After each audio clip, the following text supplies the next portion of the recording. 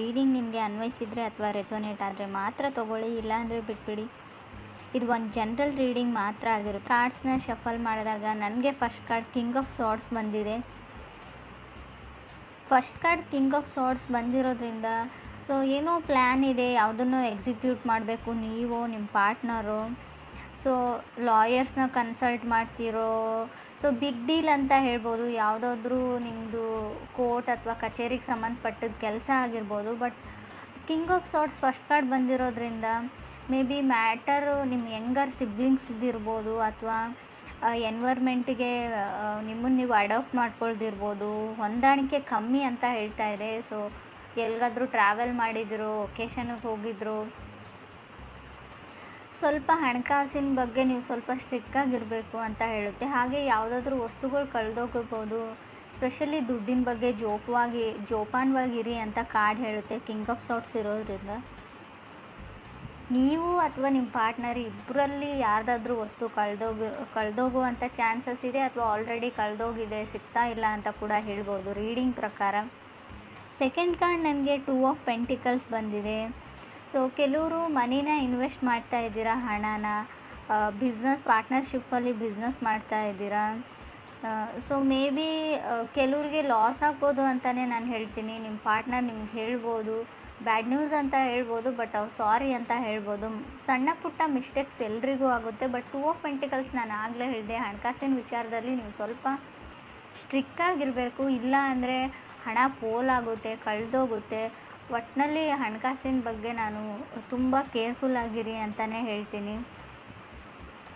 ಇದು ನೀವು ನಿಮ್ಮ ಪಾರ್ಟ್ನರ್ಗೆ ಏನಾದರೂ ಎಕ್ಸ್ಪೆನ್ಸಿವ್ ಗಿಫ್ಟ್ನ ಪರ್ಚೇಸ್ ಮಾಡಿ ಕೊಡೋದ್ರಲ್ಲಾಗಿರ್ಬೋದು, ಅಥವಾ ಅವ್ರು ಏನಾದರೂ ಅದನ್ನು ಕಳ್ಕೊಳ್ಳೋದು ಅಥವಾ ಬೀಳಿಸೋದು, ಸಮಥಿಂಗ್ ಲಾಸ್ ಅಂತ ಹೇಳುತ್ತೆ ಕಾರ್ಡು.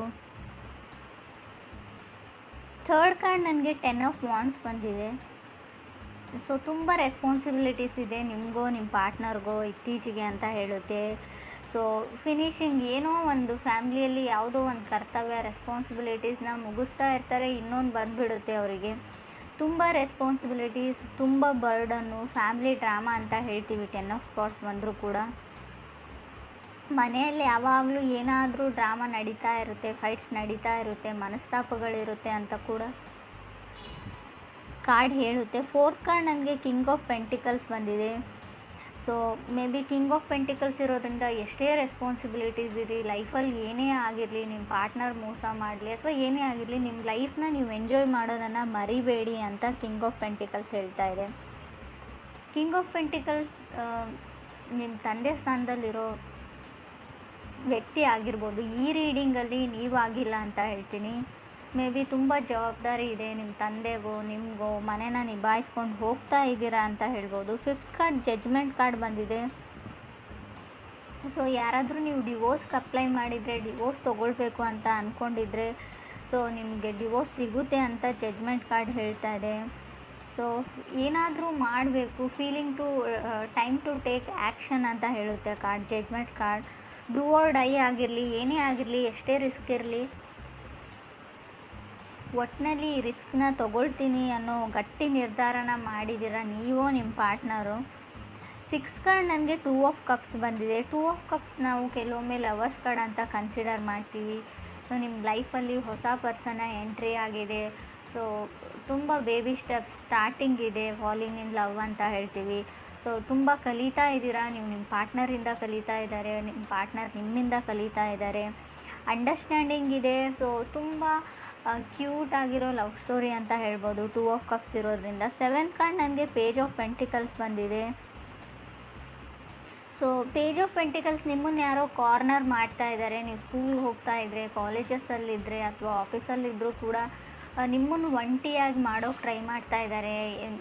ಅವ್ರದ್ದೇ ಒಂದು ಗ್ರೂಪು, ನೀವು ಒಬ್ಬರೇ ಇರ್ತೀರ, ಯಾರೂ ಮಾತಾಡಲ್ಲ, ಜನ ನಿಮ್ಮನ್ನು ಟೀಸ್ ಮಾಡ್ತಾರೆ, ಅವಮಾನ ಮಾಡ್ತಾರೆ. ಕೆಲವರು ಆ ಥರ ಸಿಚುವೇಶನಲ್ಲಿದ್ದೀರಾ. ಸೊ ತುಂಬ ಕಷ್ಟ ಆಗ್ತಾ ಇದೆ, ಚಾಲೆಂಜ್ ಅಂತ ಅನ್ನಿಸ್ತಾ ಇದೆ ಕೆಲವ್ರಿಗೆ ಇಲ್ಲಿ ಅವ್ರ ಫೀಲಿಂಗ್ಸ್ನ ಎಕ್ಸ್ಪ್ರೆಸ್ ಮಾಡ್ಕೊಳ್ಳೋದ್ರಲ್ಲಿ. ಸೊ ನಿಮ್ಗೆ ಯಾರೋ ಇಷ್ಟ, ಅವ್ರು ಬೇರೆ ಕಡೆ ಒಂದು ಗ್ರೂಪಲ್ಲಿ ಇರ್ತಾರೆ, ಅಥವಾ ನೀವು ಒಂದು ಕಡೆ ಗ್ರೂಪಲ್ಲಿದ್ದೀರಾ, ಅವ್ರು ಕಾರ್ನರ್ ಮಾಡಿದ್ದಾರೆ ನಿಮ್ಮ ಗ್ರೂಪಲ್ಲಿರೋರು. ಸೊ ನಿಮಗೆ ಅವ್ರು ಇಷ್ಟ, ಹೇಗೆ ಹೋಗಿ ಎಕ್ಸ್ಪ್ರೆಸ್ ಮಾಡ್ಕೊಳ್ಳಿ, ನಿಮ್ಮ ಫ್ರೆಂಡ್ಸ್ ಏನು ಅಂದ್ಕೊಳ್ತಾರೆ ಅನ್ನೋ ಯೋಚನೆಯಲ್ಲಿ ನೀವಿದ್ದೀರೋ ಅಥವಾ ಅದರ್ ಪರ್ಸನ್ ಇರ್ಬೋದು. 9th ಕಾರ್ಡ್ ನನಗೆ 8 ಆಫ್ ಕಪ್ ಬಂದಿದೆ. ಸೊ ಕೆಲವ್ರದ್ದು ಮೈಂಡ್ ತುಂಬ ಚೇಂಜ್ ಆಗಿದೆ, ಮೈಂಡ್ ಲಾಸ್ಟ್ ಅನ್ನೋ ಫೀಲಿಂಗಲ್ಲಿದ್ದಾರೆ. ಲಾಸ್ಟ್ ಮಿನಿಟ್ನಲ್ಲಿ ಯಾವುದಕ್ಕಾದ್ರೂ ನೀವು ಮೈಂಡ್ ಚೇಂಜ್ ಮಾಡ್ತಾ ಇರ್ಬೋದು. ಸೊ ಆ ಥರ ಇದ್ದರೂ ಕೂಡ ಕಾರ್ಡ್ ಬಂದಿರುತ್ತೆ. ಕೆಲವ್ರಿಗೆ 8 ಆಫ್ ಕಪ್ಸ್ ಇರೋದನ್ನು ಬಿಟ್ಟು ಇಲ್ಲದೆ ಇರೋದ್ರ ಕಡೆ ಇಮ್ಯಾಜಿನೇಷನ್ ಅಂತ ಹೇಳ್ತೀವಿ, ಅಥವಾ ನಿಮ್ಮ ಹತ್ರ ಎಲ್ಲ ಇರುತ್ತೆ ಆದರೂ ಕೂಡ ಏನೋ ಒಂದು ದೂರದ ಬೆಟ್ಟ ನುಣ್ಣಗೆ ಅಂತೀವಿ. ಸೊ ನಿಮ್ಮನ್ನು ಇಷ್ಟಪಡೋರನ್ನ ಬಿಟ್ಟು ಸೊ ನೀವು ಇಷ್ಟಪಡೋರು ಹಿಂದೆ ಹೋಗ್ತಾ ಇದ್ದೀರಾ. ಬಟ್ ರಿಜೆಕ್ಷನ್ ಫೀಲ್ ಆಗ್ಬೋದು ಅಥವಾ ಇಗ್ನೋರ್ಡ್ ಫೀಲ್ ಇರ್ಬೋದು. ಈಗಾಗಲೇ ನಿಮ್ಮನ್ನು ಯಾರೋ ರಿಜೆಕ್ಟ್ ಮಾಡಿದ್ದಾರೆ ಅಥವಾ ಇಗ್ನೋರ್ ಮಾಡ್ತಾ ಇದ್ದಾರೆ, ಯಾವುದನ್ನು ಸರಿಯಾಗಿ ಹೇಳ್ತಾ ಇಲ್ಲ. ಮೇ ಬಿ ಅವ್ರು ನಿಮ್ಮನ್ನು ವೇಟಿಂಗ್ ಲಿಸ್ಟಲ್ಲಿ ಇಟ್ಟಿದ್ದಾರೆ ಅಂತ ಕೂಡ ಹೇಳ್ಬೋದು. 10th ಕಾರ್ಡ್ ನನಗೆ 2 ಆಫ್ ಕಪ್ಸ್ ಬಂದಿದೆ ಮತ್ತೆ. ಸೊ ಇದು 2 ಆಫ್ ಕಪ್ಸ್ ಡಬಲ್ ಸರ್ತಿ ಬಂದರೆ ಹೇಟ್ ಸ್ಟೋರಿ ಅಂತ ಹೇಳ್ತೀವಿ ನಾವು. ಸಿಂಗಲ್ ಟೈಮ್ ಬಂದರೆ ಮಾತ್ರ ಅಲ್ಲೊಂದು ಫ್ರೆಶ್ ಲವ್ ಸ್ಟೋರಿ ಇರುತ್ತೆ ಅಂತ ನಾನು ಹೇಳ್ತೀನಿ ಕಾರ್ಡ್ ರೀಡಿಂಗಲ್ಲಿ. ಸೊ ಜನ ನಿಮ್ಮನ್ನು ಯಾವಾಗಲೂ ಹೇಟ್ ಮಾಡ್ತಾರೆ ಅಂತ ಕೆಲವ್ರಿಗೆ ಅನ್ಸೋಕ್ಕೆ ಸ್ಟಾರ್ಟ್ ಆಗಿರ್ಬೋದು. ಸೊ ನೀವೇನೂ ಮಾಡಿರಲ್ಲ, ಏನೂ ಆರ್ಗ್ಯೂ ಮಾಡಿರಲ್ಲ, ಗೊತ್ತಿಲ್ಲ ನನ್ನ ಕಂಡ್ರೆ ಯಾರಿಗೂ ಆಗೋದಿಲ್ಲ, ಅನ್ಲೆಸ್ ನಿಮ್ಮ ಸರ್ಕಲ್ಲೇ ಹಾಗೆ ಇದೆಯೋ ಅಥವಾ ನನ್ನ ಹಣೆ ಬರಹನೇ ಇಷ್ಟೇನಾ ಅಂತ ಥಿಂಕ್ ಮಾಡ್ತಾ ಇದ್ದೀರಾ ಕೆಲವರು. ಸೊ ನಿಮ್ಮ ಸುತ್ತಮುತ್ತಲೂ ಇರೋ ಜನಗಳ ಪ್ರಾಬ್ಲಮ್ ಅಲ್ಲ. ಮೇ ಬಿ ಆಸ್ಟ್ರಾಲಜಿಕಲ್ ಚಾರ್ಟ್ ಪ್ರಕಾರ ಹೇಳೋದಾದರೆ ಯಾವಾಗಲೂ ತುಂಬ ಜನ ಅಡ್ಮೈರ್ ಮಾಡ್ತಾರೆ ಕೆಲವರು, ಬಟ್ ಕೆಲವ್ರಿಗೆ ಹೊಟ್ಟೆಗೆ ಜಾಸ್ತಿ ಅಂತ ಹೇಳ್ಬೋದು ನಿಮ್ಮ ಮೇಲೆ. 11th ಕಾರ್ಡ್ ನನಗೆ 8 ಆಫ್ ಸಾರ್ಟ್ಸ್ ಬಂದಿದೆ. 8 ಆಫ್ ಸಾರ್ಟ್ಸ್ ಇರೋದ್ರಿಂದ